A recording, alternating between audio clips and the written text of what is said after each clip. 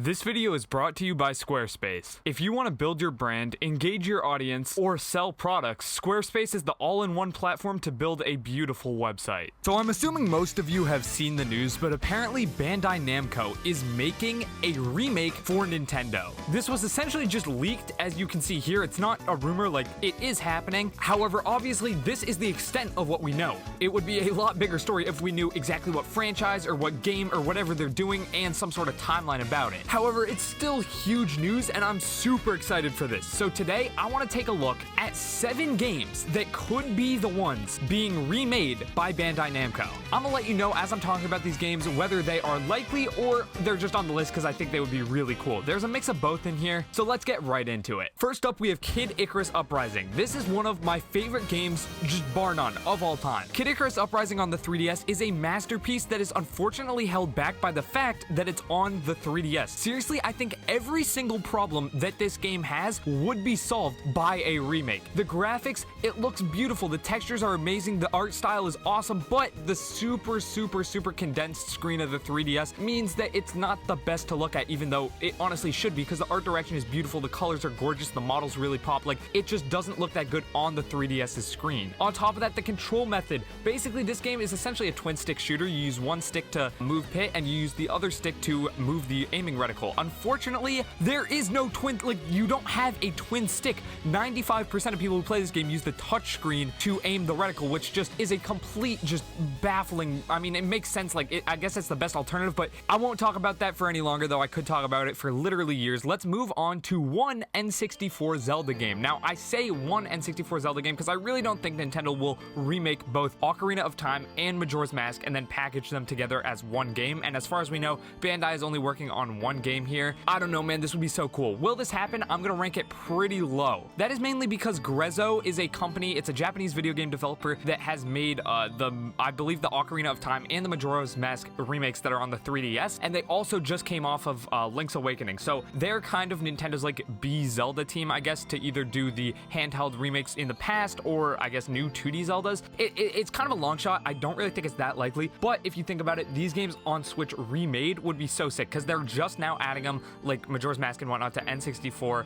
on Nintendo Switch Online. Now you can play both of those games on that service, so having actual remakes would not only kind of push the online because people might want to play the originals before the remakes, but they would just sell phenomenally well. I mean, those are two of, like, they're probably the two highest revered Zelda 3D games of all time besides Breath of the Wild, which obviously is already on the Switch. Next, let's take a look at FZero. I think FZero, honestly, it's up higher than a lot of people might think. I think FZero could definitely be remade on the Switch. Now, maybe this is just me coping because I've always really wanted to have a modern F-Zero game like, you know, a lot of other Nintendo fans. I do think it is kind of possible. Here's why. Nintendo has been putting out games on the Switch, and they're almost running out of franchises to put on Switch. Nintendo doesn't want to put, like, a ton of different Mario Karts, obviously, because they don't want to, you know, cannibalize their own franchise. But if they are going to do another racing game, F-Zero, it's kind of the one, man. It might be that time, finally. Bandai could also definitely do F-Zero because, speaking of Mario Kart, Bandai Namco worked on Mario Kart 8 Deluxe. Specifically, apparently on their website, it says they produced approximately half the visual assets for courses, characters, and stuff like that, and they also did a lot of work on Mario Kart Tour. So it's possible. Also, this is kind of a side note, but Bandai Namco has done a Mario Kart VR, like, arcade experience, which I've always wanted to play, but obviously never got to because it just hasn't come to my area, but I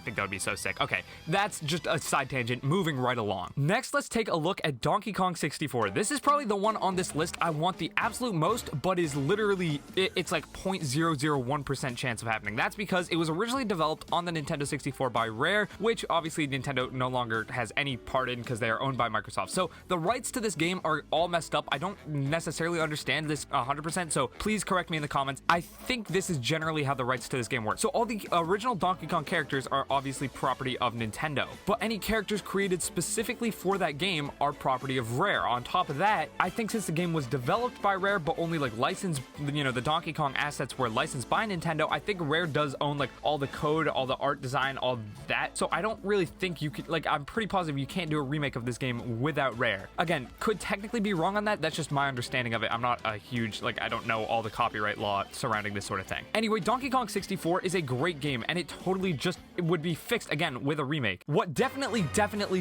is possible though is Star Fox. Honestly, Star Fox 64 might be Nintendo's most remade game of all time. time. Not only is Star Fox 64 obviously on, a bunch of virtual consoles and the Nintendo Switch Online expansion pack service, but it was remade in 3D for the 3DS, and then a couple years later, essentially remade in Star Fox Zero. I guess it's more of a reimagining, but still, it's very, very similar. So that might make you think that, hey, they would not remake Star Fox 64 again. And honestly, I agree. That's why I think they would remake Star Fox 2. Star Fox 2 essentially never came out. At least originally. It did not release on the SNES, despite the fact that it was essentially completed. What did happen, though, years later, was some images of, the initial ROM were leaked online, and then Nintendo finally released it on the Super NES Classic Edition. Remember those, old, cute, small consoles? They finally released it there, and then eventually it did also become available to Nintendo Switch Online subscribers with the SNES Nintendo Switch Online service. So they clearly, this game was there, they had it in the backlog for a while, but then just didn't do anything with it.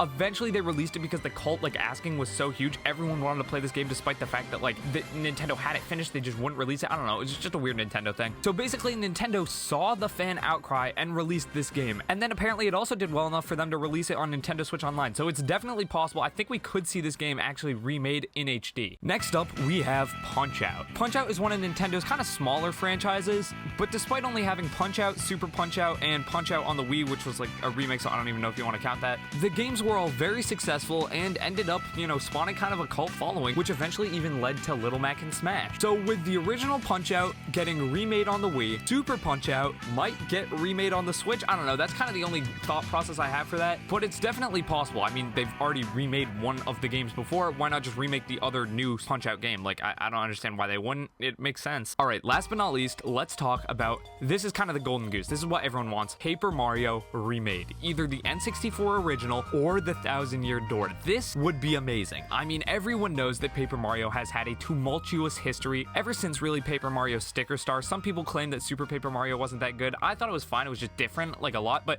no one will really argue that the two best games are the original and then Thousand Year Door. And I think that if Nintendo, or Bandai Namco more specifically, were to remake these games and package them either in together or just release the original, because, I think everyone would like Thousand Year Door, but if they're gonna remake one, I don't see them remaking the sequel. I think that would be unbelievable. It would sell really well. I think it would definitely outsell Paper Mario the Origami King, which is kind of wild because that's a brand new game, but I think it could do super well. Bandai graphically, they worked on Mario Kart 8, which is a visually stunning game, so if they combine that with kind of the modern Paper Mario engine or art style, I guess they could just do so well. It would be a gorgeous title, and it's something, I don't know, I really hope we see. Now, before we finish off, let me talk to you guys about Squarespace. Squarespace really is the all-in-one platform for growing your brand and just building a presence online. I cannot stress to you how simple it is to use Squarespace, but one of the things I like about it is it's not watered down. You can still customize almost everything, even if you're using one of their pre-made templates. I mean, look at all these options. This is just for one page. On top of that, they make it super easy to either embed videos or connect social media accounts to your page, which is super useful for a creator like me, because if I want to link someone to my YouTube video, it's just one click away, really. Speaking of videos, Squarespace has their very own video monetization tools, so you could upload your own video library to Squarespace, organize everything using their awesome video templates, then even sell access to your video content, which is just a super cool idea. So yeah, Squarespace offers a ton of customization within their websites, but even then it's still super simple to use. So if you're looking to make a website as a CV or resume, a portfolio, online storefront, literally any reason, head to squarespace.com/switchstop to save 10% off your first purchase of a website or domain using code SWITCHSTOP.